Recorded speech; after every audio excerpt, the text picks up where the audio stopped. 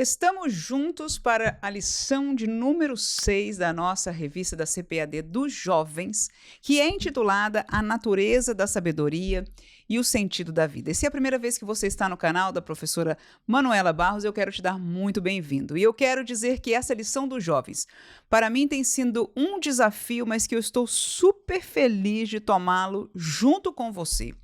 Porque o que eu entendo é que em dias como hoje, você e eu que podemos ensinar a um jovem ter uma classe, mesmo que seja pequeno, é um privilégio muito grande. Eu vou dizer a você por quê. Eu moro nos Estados Unidos e as escolas dominicais nos Estados Unidos estão desaparecendo. Os jovens é uma faixa etária que está desaparecendo das igrejas de maneira geral. Somente daquelas igrejas que são show e que são voltadas para os jovens no sentido da maneira estética de alcançar, são aquelas que ainda têm jovens nela, mas a maioria das igrejas, este grupo de pessoas desta idade está desaparecendo. Entram nas universidades, começam a ter a sua mente mudada. Até a semana passada, um jovem esteve aqui na nossa casa, eu e meu esposo conversando com ele, ele disse que nasceu filho de um casal pentecostal, ele é hispano, e ele, depois de 21 anos, renunciou à sua fé, e hoje ele é um ateu ou um agnóstico, e está, enfim, tendo crenças completamente diferentes, e renunciou totalmente à sua fé.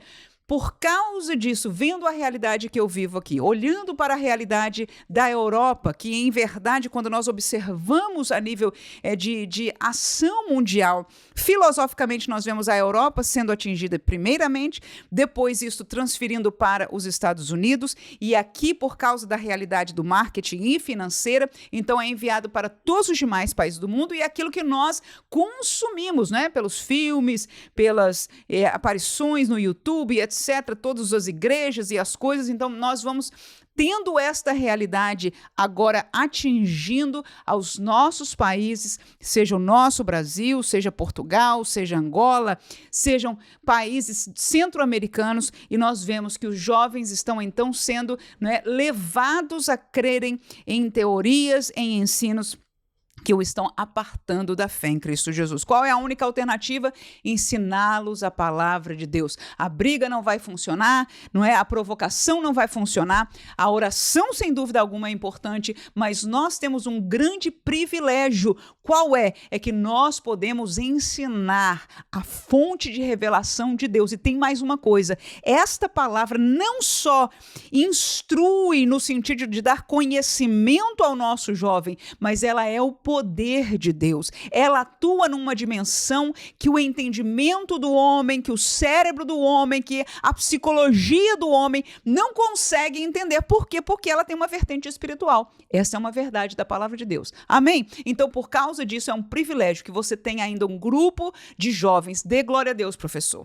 Talvez você não enxergue isso hoje e diga, não, irmã, aqui na minha igreja é jovem para todo lado. Graças a Deus. Mas eu volto a dizer para você, aonde eu moro, esta não é uma mesma realidade. E isso não aconteceu de um dia para o outro. Isso foi algo fomentado por anos a fio, e nós já estamos vendo no Brasil este mesmo efeito acontecendo. Por causa disso, eu coloquei a mão neste arado também junto com você. E nós trazemos sempre aqui no canal, professora Manuela Barros, um roteiro, um estudo dinâmico e didático da mesma lição. Nós usamos baseado na lição da CPAD, mas nós trabalhamos para você um roteiro diferenciado um pouquinho, que nós sempre trazemos, como é que se diz, um pouco mais de provocação prática para eles. Sempre tentamos colocar o ensino de uma maneira didática que os alunos jovens, então, cada vez vão se identificar mais, porque se torna mais parecido com aquilo que eles estão acostumados a aprender na sala de aula. Por causa disso,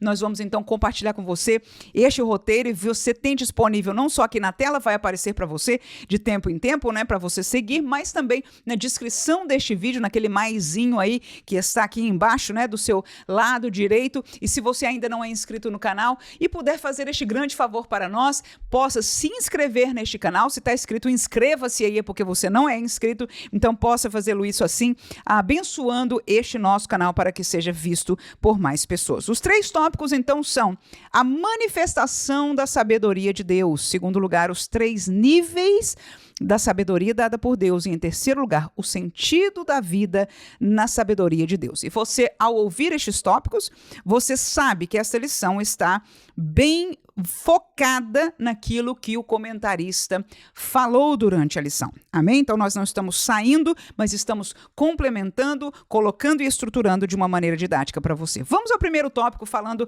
da manifestação da sabedoria de Deus.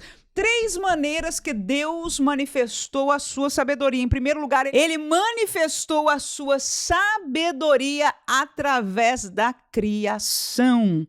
A Trindade, em efeito, manifestou através da criação. Em segundo lugar, Deus manifestou a sua sabedoria através da revelação, e ele revelou através desta palavra. Em terceiro lugar, ele manifestou a sua sabedoria através da sua atuação, e nós vemos nos dias de hoje a atuação mormente feita pelo Espírito Santo de Deus. Amém? Vamos ao estudo? E neste canal nós amamos usar a Bíblia Sagrada. Todos os tópicos e subtópicos, nós colocamos aí 2 ou mais versículos para você, e até agora tenho diminuído um pouco por questão do tempo, não é? Mas queremos sempre colocar suficiente versos bíblicos, e eu gostaria de te incentivar, professor, a fazer estes versículos serem lidos pelos seus alunos em classe. Gênesis capítulo 1, versículo 1 e 2, o texto bíblico diz o seguinte: no princípio criou Deus os céus e a terra era sem forma e vazia, e havia trevas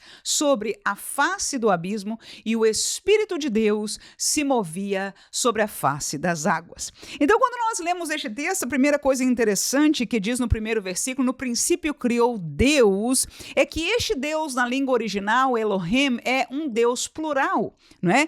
Nós entendemos que para o judeu, no princípio, principalmente no contexto do Antigo Testamento, não é evidenciado o Pai em todo o tempo, até porque o Filho, Jesus, não foi reconhecido a nível religioso pela nação de Israel como um todo, nós conhecemos isso. Então, o que seria óbvio para o judeu, não é ler que El, ou seja, Deus no singular, criou os céus e a terra. No entanto, para a falta de entender dele neste momento, Deus aí coloca no plural esta escritura, que é uma revelação de Deus. Ninguém estava com Deus para ver a criação.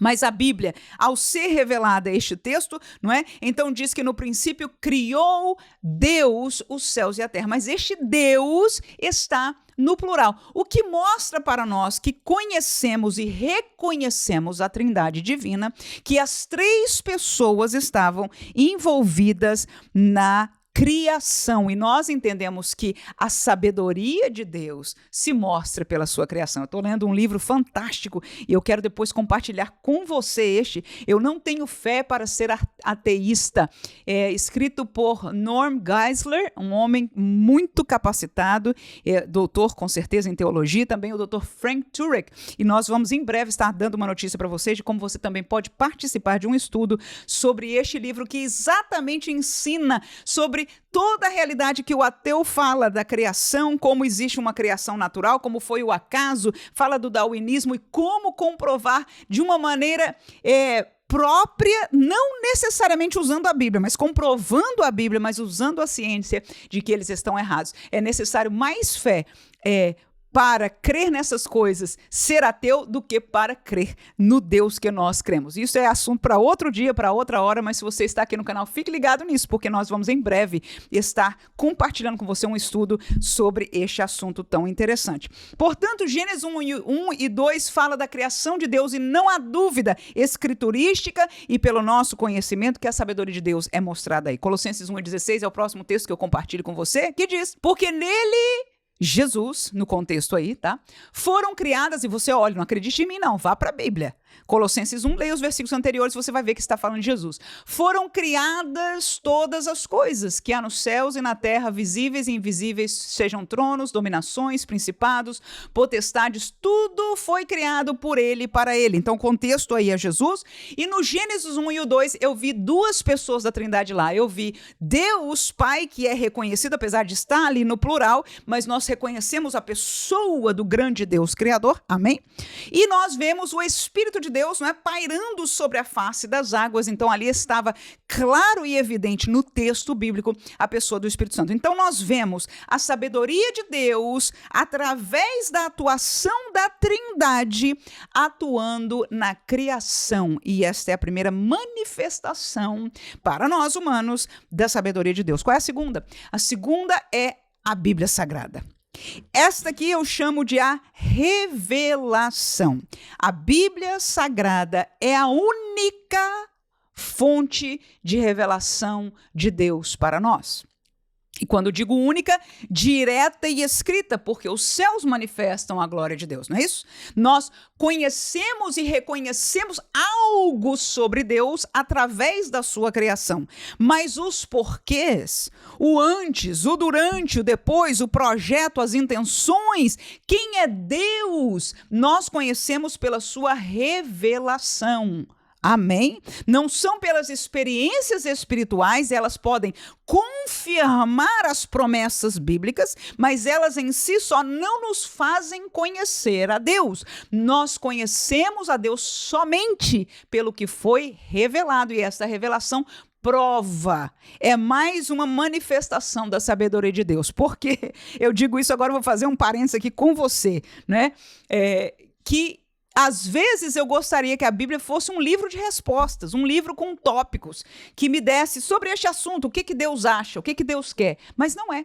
É um livro que tem história, é um livro que tem cânticos, é um livro que tem pessoas que fizeram coisas certas e erradas, e às vezes a gente se pergunta por que e como funciona tudo isso. Mas quanto mais nós nos relacionamos com Deus, quanto mais nós conhecemos a Bíblia Sagrada, nós vamos ficar abismados, aleluia, da sabedoria de Deus através da sua revelação. Então deixamos aqui esta realidade para você, e por que não os textos bíblicos, que é isso que você vai compartilhar na sua sala de aula, se você entender de explicar este tópico para os seus alunos. Efésios capítulo 3, versículos 5, 6 e depois saltaremos para o 9, diz o texto o seguinte: o qual noutros séculos não foi manifestado aos filhos dos homens, como agora tem sido revelado pelo Espírito aos seus santos apóstolos e profetas, a saber que os gentios são coherdeiros de um mesmo corpo e participantes da promessa em Cristo pelo Evangelho, e demonstrar a todos qual seja a dispensação do mistério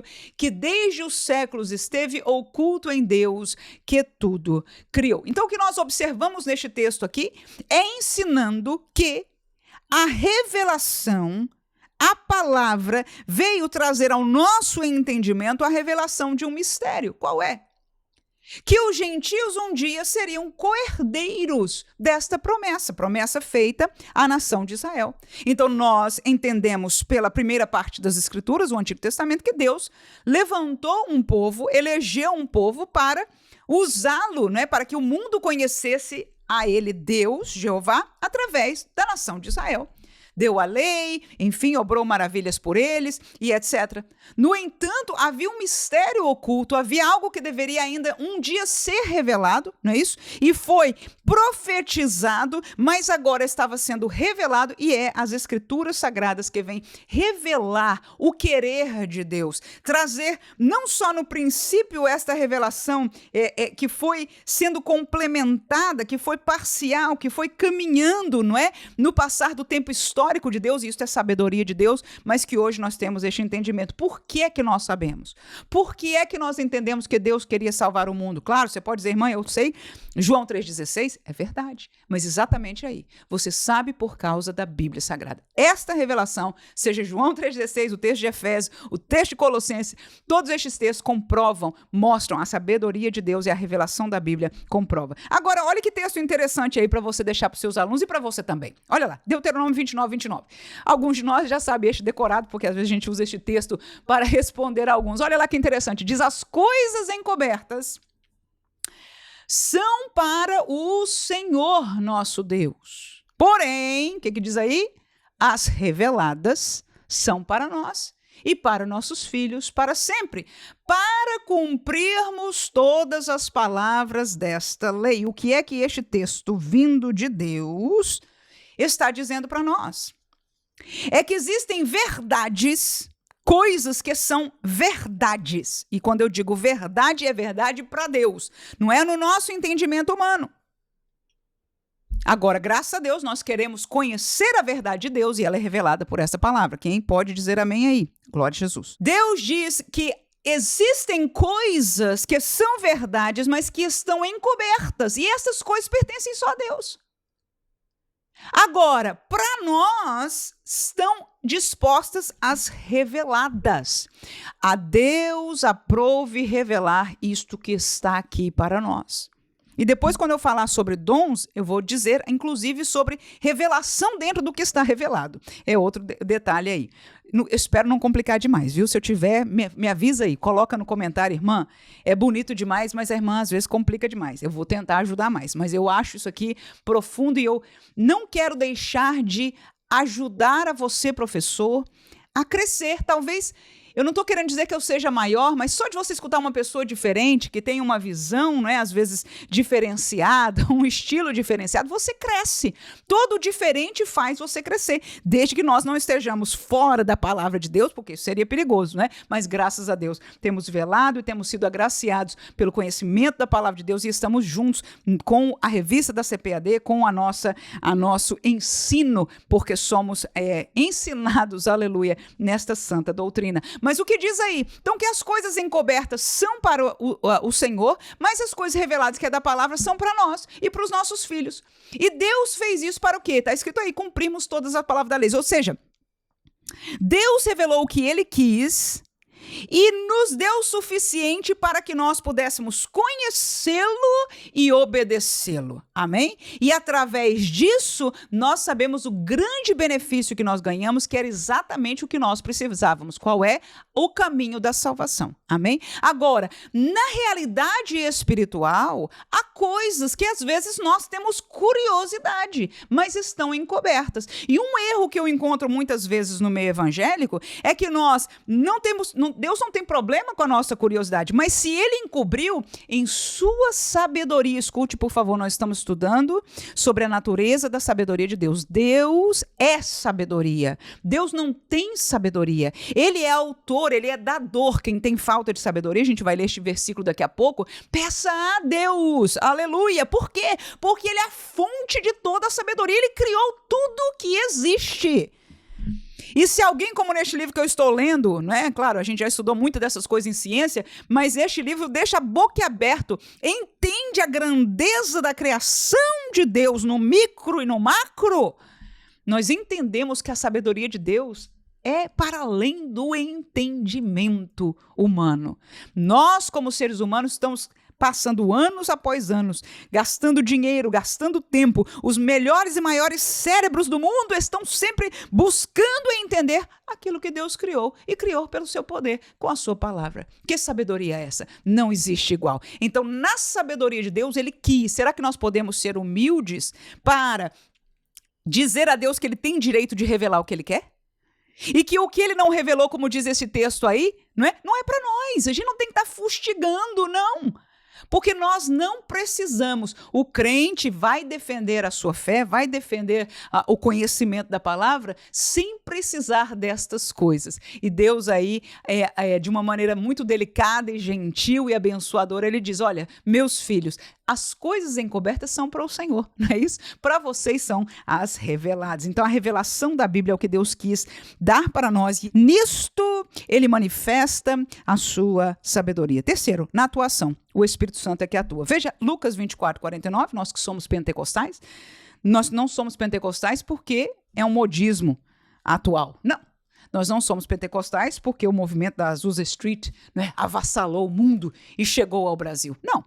Pode até ter sido, né, o missionário que foi batizado do Espírito Santo lá e veio para o Brasil em termos de história. Mas o porquê de nós sermos pentecostais não é este. Nós somos pentecostais porque o evangelho de Jesus é pentecostal. E está Jesus aí falando. Antes de morrer, ele diz, eis que sobre vós envio a promessa de meu Pai. Tá aí, quem prometeu este assunto de Espírito Santo não foi nem Jesus. Ele disse, quem prometeu foi o Pai.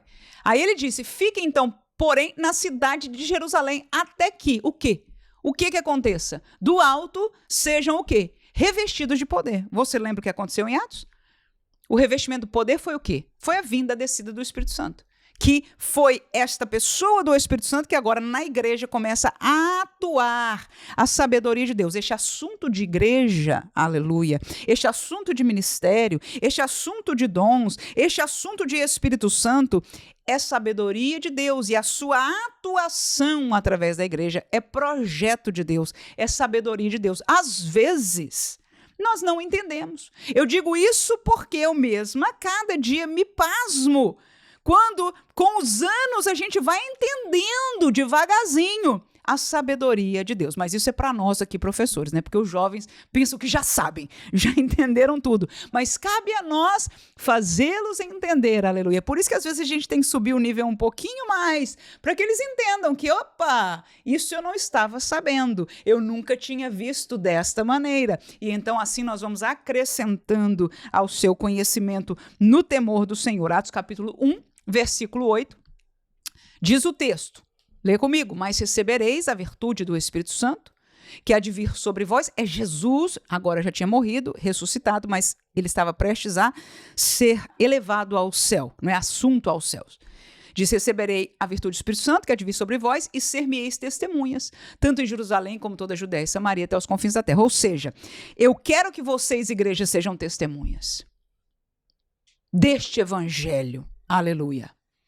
Mas antes, vocês têm que ficar para receber a virtude do Espírito Santo. Então, esta atuação de usar, de ter a terceira pessoa da Trindade agora atuando através de nós, vivendo aqui em nós, na igreja, e atuando é uma manifestação da sabedoria de Deus. No passado, ele fez as suas atuações, ele mostrou o seu poder, nós conhecemos as histórias do Antigo Testamento, na plenitude dos tempos ele enviou a Jesus, que não só veio para ensinar, para manifestar os sinais e as maravilhas em nome de Deus, mas para ser o sacrifício perfeito, mas esse Jesus disse que era mister que ele enviasse o Espírito Santo para estar em nós e atuar por nós. Nós quem?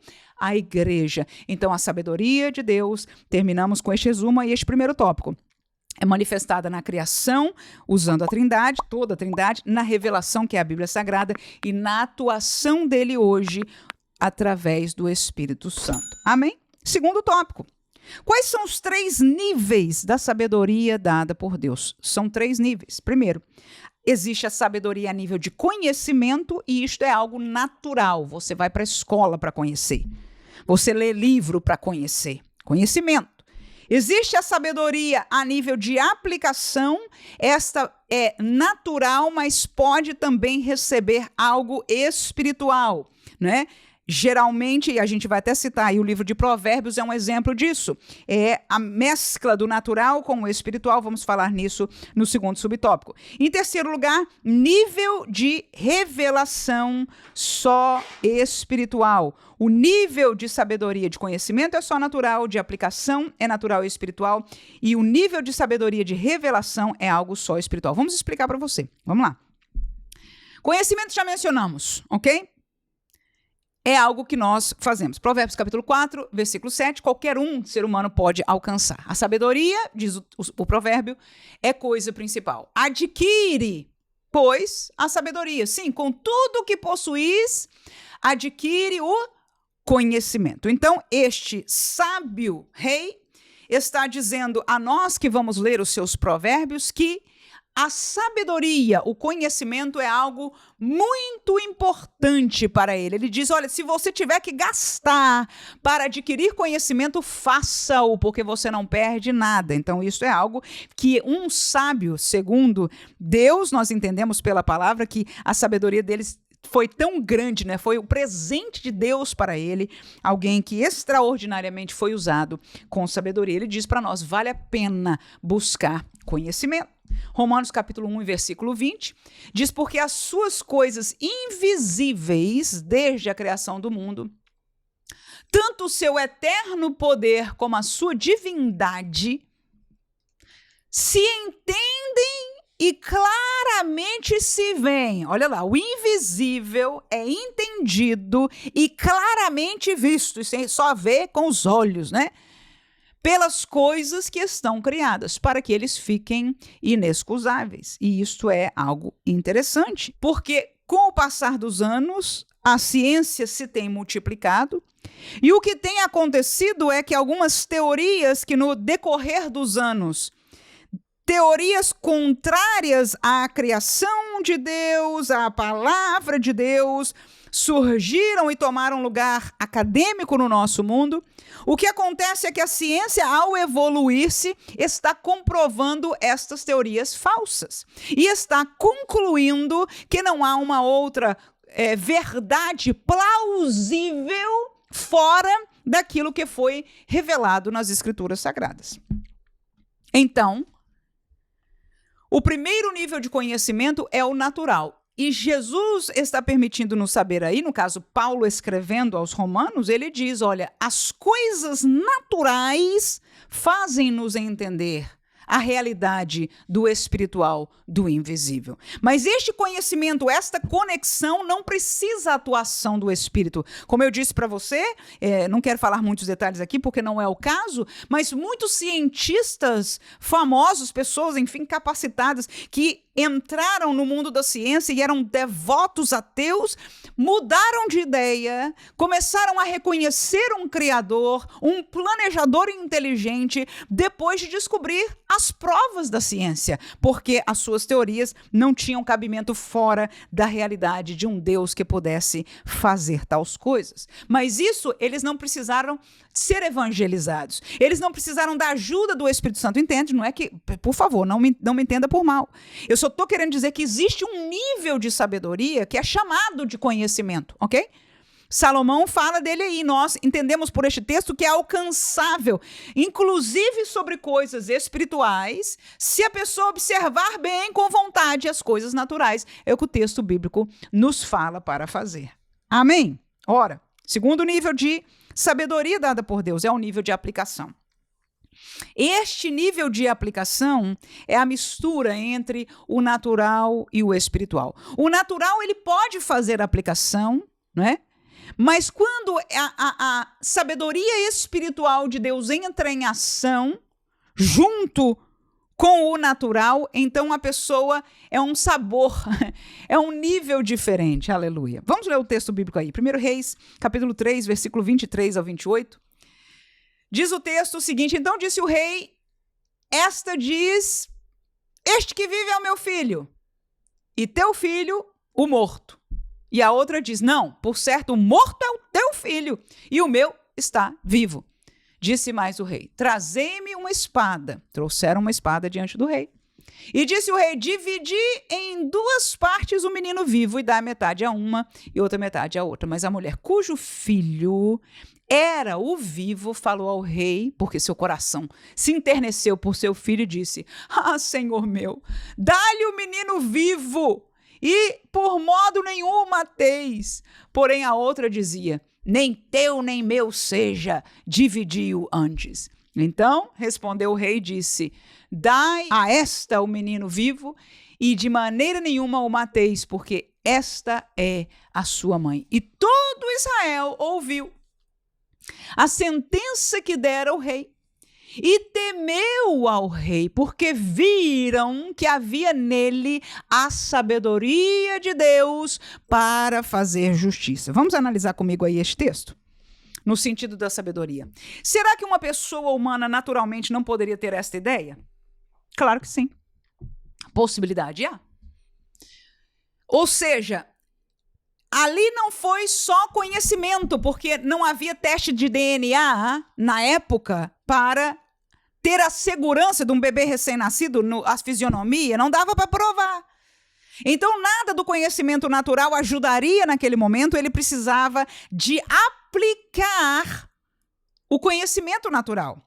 Poderia ter acontecido naturalmente? Sim, poderia. No entanto, veja que não só foi num supetão, não é? Que aconteceu o caso, vieram julgar, mas que nós entendemos pela palavra de Deus, não só que a Salomão Deus deu esta capacitação de sabedoria, mas aqui no final a Bíblia permite estar escrito que o povo viu nele a sabedoria de Deus para fazer justiça, e é assim que se revela este nível de sabedoria chamada aplicação.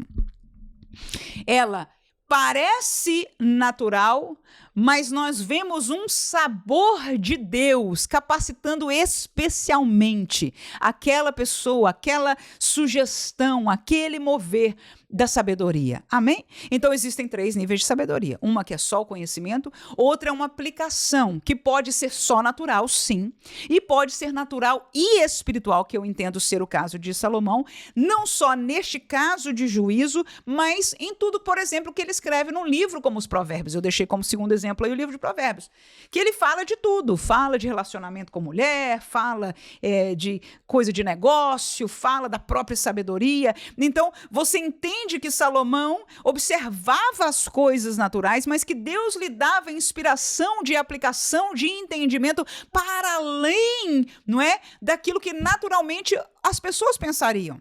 Poderia ser alcançada? Poderia. No entanto, havia uma atuação de Deus. Muitas vezes nós vemos isso, por exemplo, no aconselhamento pastoral.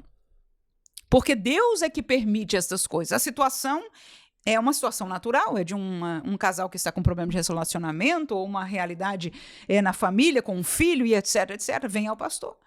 Mas muitas vezes o que acontece com o pastor? Que é um servo de Deus. Deus lhe dá sabedoria, né, para dar uma opinião, para dar uma sugestão, para orientar aquela família, e o Senhor ali abençoa aquela situação. Então, há o natural, mas há uma aplicação ajudada por Deus. Eu nunca vou esquecer de uma amiga minha. Ela teve uma situação muito simples. Nossa, eu não vou nem contar aqui, vocês vão rir demais, com relação à filha dela, mas para ela era um problema grande, que a menina só queria se vestir, né, no sábado, enfim, para a igreja, do jeito que a menina queria, e ela já era briga, toda vez que ia para a igreja era briga e pé de briga. Não é que ela foi ao pastor da igreja para ajudar ela com a situação, e ele deu uma orientação. Ele deu uma orientação para ela. E ela seguiu ao pé da letra. E ela ficou feliz da vida. Ela disse, pastor, não é que deu certo. Não é que deu certo. Tão simples, não é? Mas acabou o problema, acabou a briga. E, enfim, houve paz, sabedoria aplicada. Terceiro lugar, nível de revelação é só espiritual. Existe sabedoria espiritual. Existe sabedoria espiritual. Romanos capítulo 11, versículo 33, o texto diz: ó profundidade das riquezas, tanto da sabedoria como da ciência de Deus! Quão insondáveis são os seus juízos e quão inescrutáveis os seus caminhos. Então, quando nós lemos, primeiro que essas palavras são poderosas, né? Os jovens, quando vão ler aí, vão até dobrar a língua para falar, né? Mas que nós entendemos aí, né, do apóstolo Paulo falando, a sabedoria e a ciência de Deus é uma riqueza profunda que não são sondáveis, insondáveis, não se pode alcançar, não há sonda que alcance, não há ninguém que entenda em sua plenitude. Os juízos de Deus que são inescrutáveis, ou seja, não se pode escrutinar os seus caminhos, né? Insondáveis os juízos, inescrutáveis os seus caminhos, ou seja, não se pode entender na totalidade, não se pode escrutinar porque são perfeitos. Então, Deus, que era um ser espiritual, tem nele, isso é que é importante, é um atributo de Deus a sabedoria. E este texto bíblico é uma das provas que é um atributo de Deus. Então, Deus não tem um pouco de sabedoria, ele não conhece alguma coisa, ele é toda a sabedoria, a ponto que para um ser humano, e esta é a revelação que está aí neste versículo, ok? Que para o ser humano, ele não tem capacidade de sondar a plenitude dessa sabedoria de Deus. Faz sentido isso? E Deus é um ser espiritual. Então, este nível de entendimento, quando é de Deus, somente um entendimento, uma revelação espiritual lhe pode dar. E já existe para Deus tudo já está criado, já existe, ele é um ser eterno. Há coisas que estão encobertas para nós, né? Já lemos sobre isso hoje, né? Mas que Deus conhece todas elas. E a sabedoria de Deus é para além de tudo isso. No entanto, ele pode dar quando ele quer fazer-nos entender ou caminhar mais ou menos numa revelação que é puramente espiritual. 1 Coríntios capítulo 12, versículo 8, fala dos dons do Espírito, e um deles diz aí, porque há um pelo Espírito, ou seja, um dom do Espírito, você pode ler mais para cima, que você vai ver o contexto aí, é dada, olha aí, olha o primeiro dom do Espírito da lista aí, palavra da sabedoria, e a outro pelo mesmo Espírito que a palavra da ciência. Esses dois dons, quando nós estudamos teologia sistemática, nós enquadramos ele de dons de revelação. E isso é só um nome, não faz diferença nenhuma. Você não precisa da teologia sistemática necessariamente para entender isso. Podemos aprender da Bíblia, porque eu gosto mesmo da teologia bíblica. Amém? Então, os dois dons, tanto a palavra de sabedoria como a palavra da ciência, são uma manifestação puramente espiritual. Esta sabedoria não se arruma na escola, não se conhece nos institutos bíblicos, não se conhece nem lendo a Bíblia, não se conhece. O dom espiritual é quando há uma manifestação do Espírito de Deus através daquele a quem Deus deu este dom. E estas revelações que estão trazendo aquela palavra, aquele ensino, aquela pregação, enfim, o que seja que Deus está usando, com uma sabedoria ou com uma ciência que não veio do entendimento do homem, foi uma revelação de Deus. E isso acontece a quem lhe é dado este dom, muitas vezes, estudando a palavra. Você viu aquele versículo, você viu aquele texto, você olhou para ele várias vezes, todo mundo entende uma coisa, de repente os seus olhos se abrem e você enxerga uma realidade diferente. Não é, eu estou falando de manipulação das escrituras para interesse próprio. Isso existe demais no mundo teológico, mas eu não estou falando disso, eu estou falando de revelação de Deus. A mesma coisa eu já vi em outra pessoa, um pastor, por acaso, a manifestação do dom da palavra de ciência, irmão, é tremendo. Por quê? Porque é uma realidade científica que você nunca viu, não entendeu, mas está saindo das escrituras sagradas e te fazem ver. E que aí depois você descobre que os cientistas já acharam isso por aí, né? Então, a realidade da ciência e da sabedoria neste dom espiritual. Então, existe revelação, existe uma capacitação espiritual que Deus pode dar. Então, existem 3 níveis de sabedoria. Nível do conhecimento, nível da aplicação e nível de revelação. Esta é só espiritual. Termino aí com Atos 20, 23, neste subtópico aí, que diz: senão o que o Espírito Santo de cidade em cidade me revela, olha Paulo dizendo aí, dizendo que me esperam prisões e tribulações. Ainda bem que a gente não quer que isso seja revelado para nós, mas era o que Deus tinha para ele. Veja aí a realidade do Espírito revelando. Essa sabedoria só Deus dá através do Espírito Santo, é revelação. O que aconteceu aí? Paulo estava viajando as suas viagens missionárias, e ele disse, olha, eu não sei de nada, a não ser o que o Espírito Santo de cidade em cidade me revelar que vai acontecer. Então, Deus, na pessoa do Espírito Santo, revelava a Paulo, em algumas ocasiões, o que lhe estava esperando. Houve uma vez, eu me lembro que houve uma profecia, não é? Um profeta até usou, né, o cinto para mostrar o que ia acontecer com Paulo, mas aí também haviam revelações diretas de Deus, como até aquela passa, né, a Macedônia e ajuda, foi uma revelação de Deus ali, uma visão espiritual. Então, este tipo de coisas são sabedoria de Deus, plenamente espirituais. Por isso, na Bíblia Sagrada, nós aprendemos que existe, né, estes 3 níveis de sabedoria. Terceiro tópico da nossa lição. O sentido da vida, esse é o mais interessante para os jovens, né? Falar sobre o sentido da vida, porque é uma época, uma idade na nossa vida que nós buscamos mais do que nunca entender, não é? Não são poucos anos, são alguns anos, e alguns, infelizmente, até passam de um tempo que a gente acha que já deveria ter entendido, mas passam, porque é muito forte para nós, seres humanos. É muito positivo entender o sentido da vida para cada um de nós.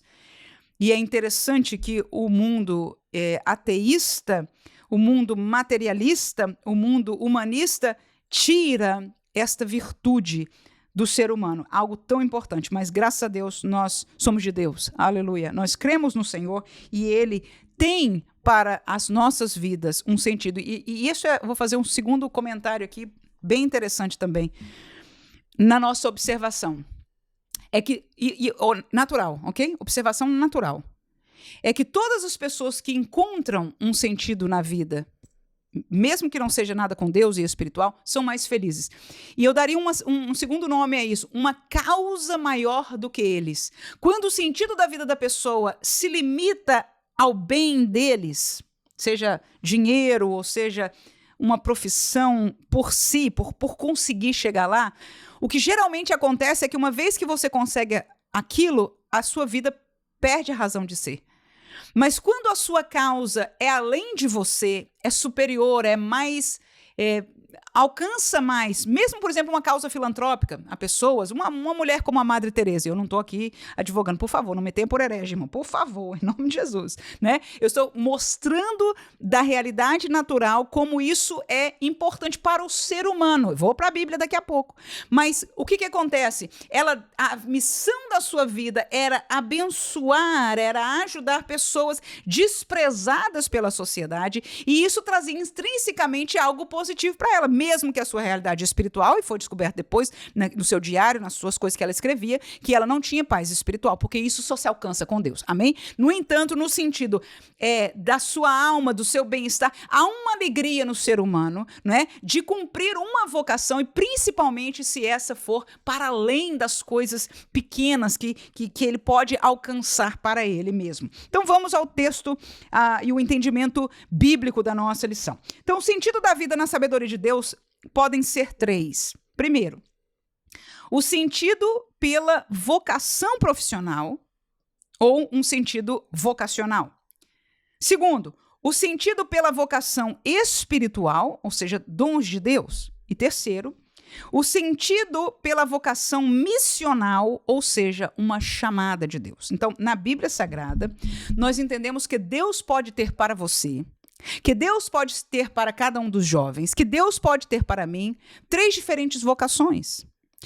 Vou fazer uma outra colocação. Irmã, pode ser que estas vocações estejam juntas? Haja atuação de 2 ao mesmo tempo? Pode, mas uma é a mais clara vontade de Deus para você. O que acontece muitas vezes é que, por exemplo, para a missional, Deus permite que que é uma chamada, não é isso? Deus promete que, através da sua vocação profissional, seja uma ajuda, seja parte dela. No entanto, você, como crente, sabe claramente se a chamada de Deus é mais para isso ou mais para aquilo. Mas pode atuar em conjunto, sim. A resposta é sim. Vamos ao primeiro, então, para entender. Existem pessoas que Deus chama, que Deus quer usar somente no sentido vocacional? Claro que sim. Um exemplo disso está em Êxodo 31. Leamos os primeiros 5 versículos deste texto. O que diz aí? Depois falou o Senhor a Moisés, dizendo: Eis que eu tenho chamado por nome a Bezalel, filho de Uri, filho de Ur, da tribo de Judá, e enchi do Espírito de Deus, de sabedoria e de entendimento, e de ciência em todo o artifício, para inventar invenções, e trabalhar em ouro e em prata e em cobre, e em lavramento de pedras para engastar, e em artifício de madeira para trabalhar em todo lavor. O que é que nós entendemos aí? Havia este jovem chamado Bezalel. Depois Deus vai falar no versículo seguinte do segundo ajudante dele, que trabalharei com ele, Eliabe, que Deus deu a eles, olha aí a palavra, sabedoria vocacional. Deu a eles toda a sabedoria necessária para eles manipularem, trabalharem na construção com pedra, com madeira, com pedras preciosas, lavramento. Ou seja, Deus tinha um projeto a ser feito através do povo de Israel, e eles estavam ali numa situação imigrante, né? Migratória, melhor dizendo. Mas Deus capacitou aqueles homens com esta capacidade vocacional, e eles foram usados para quê? Para construir as coisas que pertenceriam ao tabernáculo do Senhor. Amém? Então, Deus pode ter uma chamada vocacional para você? Claro que pode. Há pessoas que vão se tornar médicas porque Deus quer que eles sejam médicos. É o querer de Deus, e a pessoa vai sentir esta tendência, vai sentir confirmação divina. Nós vamos falar daqui a pouco numa atividade para falar com os jovens, que eu achei interessante. Talvez você queira mudar ela um pouquinho aí, mas daqui a pouco a gente fala disso. Olha lá. Então, pode Deus usar? Pode. Alguns vão ser donos de negócio pelo querer de Deus, inclusive. Não é necessariamente só por desejo humano. Outros são professores, outros são... Aí daqui a pouco a gente vai falar de missionários, que é mais missional, não é? Então pode Deus querer que a nossa vida para Ele, o nosso serviço seja mormente ou maiormente vocacional? Pode. Tá? Não tá fora, existe. Porque é crente, todo mundo tem que só querer ser missionário? Não, nós sabemos o contrário. Mas também a verdade reversa não é verdade. A nossa prioridade como crentes nunca será as coisas humanas, mas dentro da nossa vocação, nós podemos ser usados por Deus, viver a chamada e o trabalho de Deus dentro de uma realidade vocacional, e pode ser que Deus queira isso para nós. Muitos exemplos bíblicos de muitas mulheres, de muitos homens, né? Aquele mesmo que deu o sepulcro para Jesus ficar. Usado por Deus, mas só aconteceu porque ele tinha dinheiro, tinha condições para fazê-lo. As mulheres que ajudavam, as mulheres que hospedavam, toda esta realidade de serviço vocacional, natural, são e podem e devem ser usados por Deus. Então não há pecado nisso, mas tampouco nós nos fechamos somente a esta área, como muitos hoje, infelizmente, tentam colocar a igreja a fazer. Qual então o sentido segundo da vida? Nessa sabedoria de Deus, a muitos é a vocação profissional, mas a outros é uma vocação espiritual. No capítulo 12 de Coríntios, estão os dons do Espírito. Vamos ler do versículo 8 ao 11. Porque a um pelo Espírito é dada a palavra de sabedoria, a outro pelo Espírito a palavra da ciência, a outro pelo mesmo Espírito a fé, a outro pelo mesmo Espírito dons de curar, a outro operações de maravilha, a outro profecia, a outro dom de discernir os espíritos, a outra variedade de línguas, outra interpretação de línguas, mas um só e o mesmo Espírito opera todas estas coisas, repartindo particularmente a cada um como quer. Ora, mesmo que eu estou deixando só um texto bíblico, o que eu quero explicar aqui é que, para muitos de nós crentes, o sentido da nossa vida está relacionado com a atuação de Deus espiritual. E você vai dizer, minha irmã, e ser pastor, e ser missionário? É o próximo tópico, é missional, é uma chamada. Mas mesmo aqueles que não têm chamada específica para ser missionário ou para ser pastor, para uma vocação que a igreja reconheça, que tenha um nome, que vá sair e viver só daquilo, nós chamamos aqui tempo integral, não é, trabalhando naquilo, esta pessoa pode ter uma chamada, um sentido na vida de uma obra espiritual, e isso acontece em parceria com o profissional e com muitos crentes.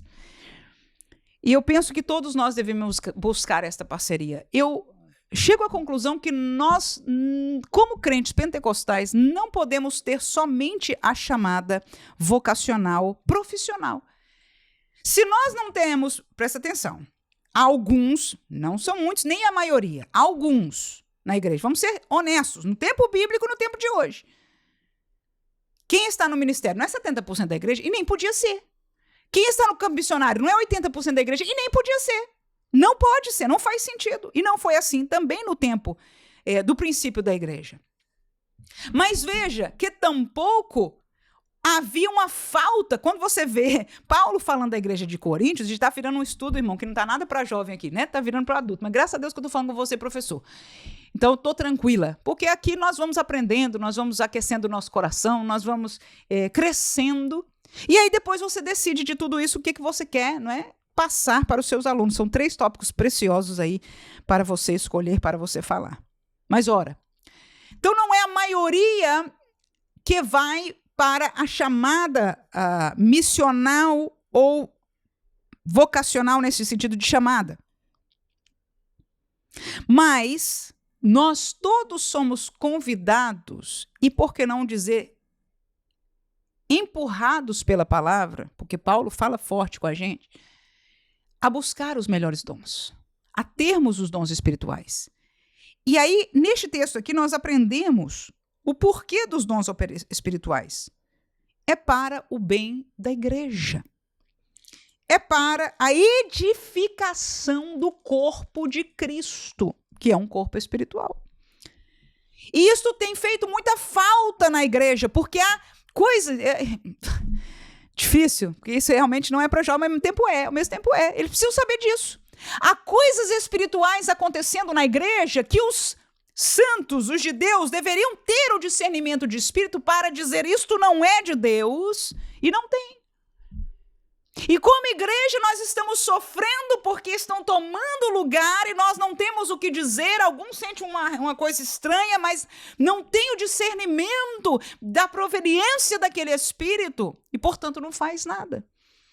Então nós entendemos que estes dons são dados, são trazidos para a igreja e nós, como igreja, necessitamos pedir os dons do Espírito Santo e atuá-los.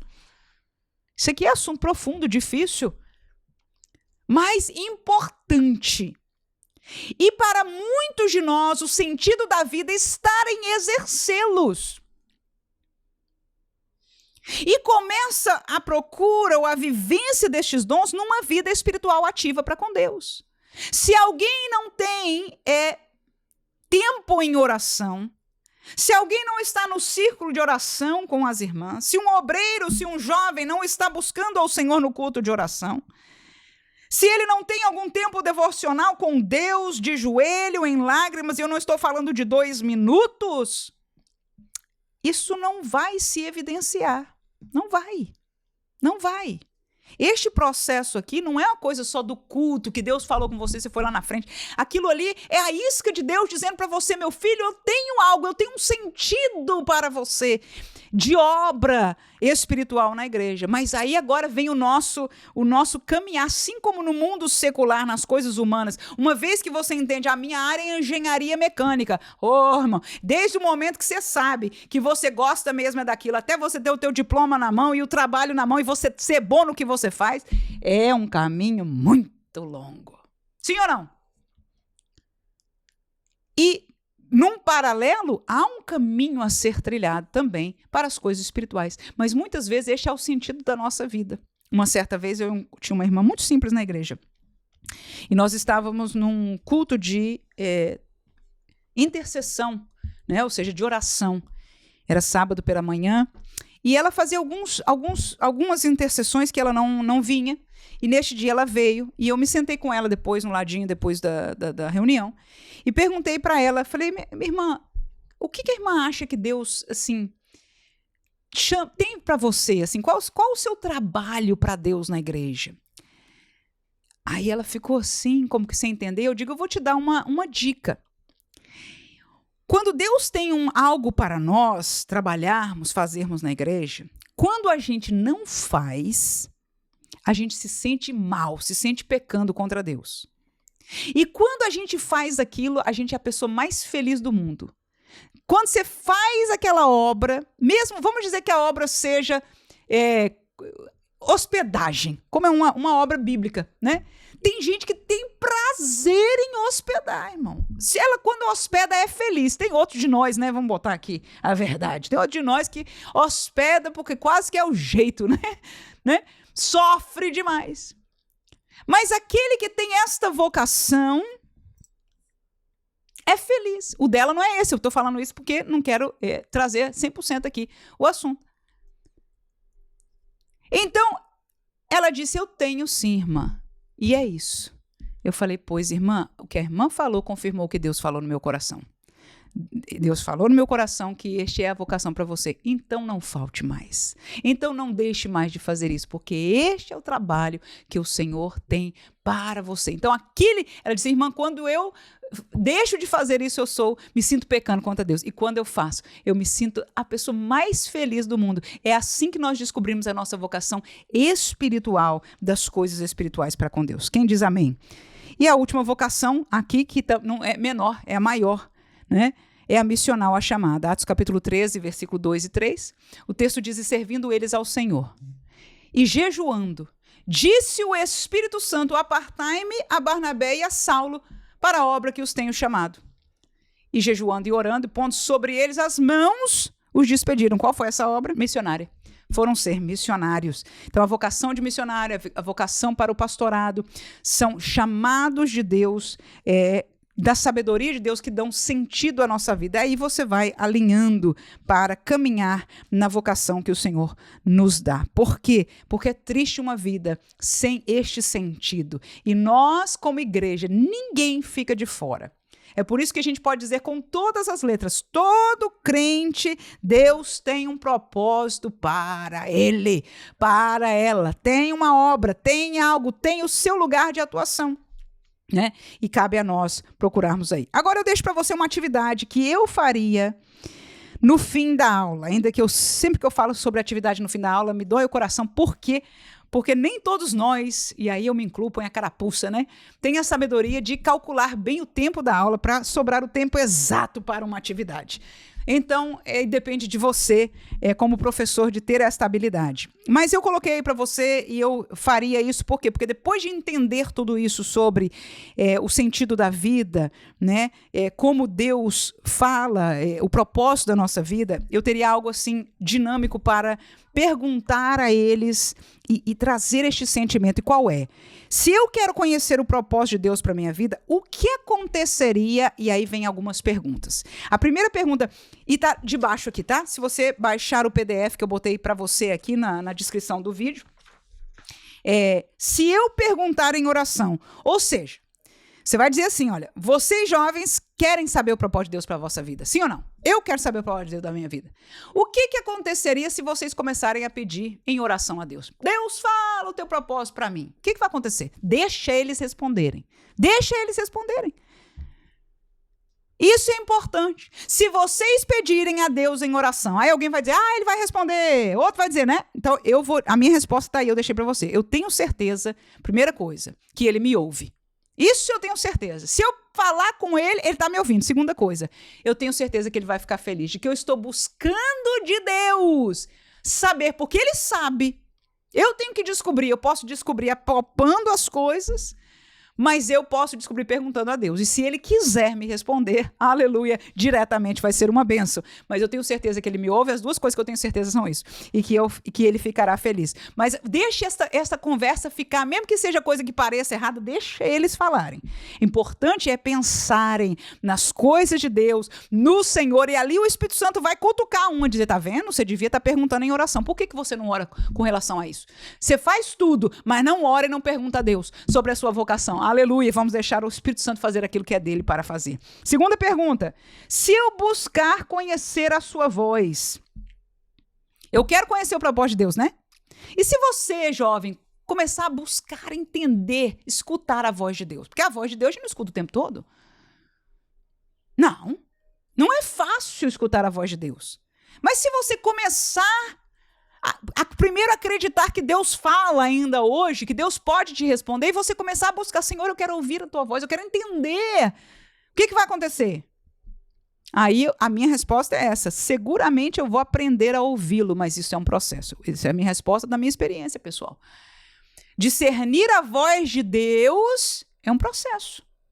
Às vezes ele faz mais claro, às vezes menos, mas quanto mais nós caminhamos e discernimos a primeira vez e a segunda, mais nós vamos ouvindo do Senhor, e é um processo para quem busca este relacionamento com Deus. Mas não é isso que você vai falar, deixa eles falar. Estou dando a minha resposta para você, tá?